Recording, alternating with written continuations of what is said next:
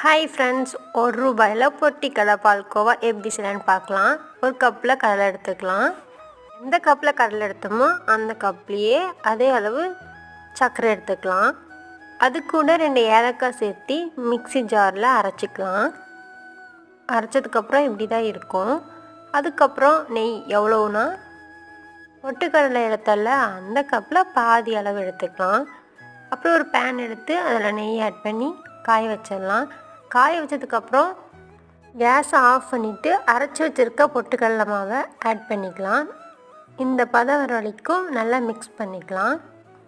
மாவு கொஞ்சம் ஹார்டாக இருக்கக்கூடாது, சாஃப்டாக இருக்கணும். அப்புறம் ஒரு பிளேட் இல்லைனா பாக்ஸ் எடுத்து அதில் ஆட் பண்ணிவிட்டு 1/2 hour காய வச்சிடலாம். அவ்வளோதான், அதை எடுத்து பீஸ் போட்டுக்கலாம். பொட்டிக்கடை பால்கோவா ரெடி. எல்லோரும் மறக்காமல் ட்ரை பண்ணி பாருங்கள். தேங்க்ஸ் ஃபார் வாட்சிங்.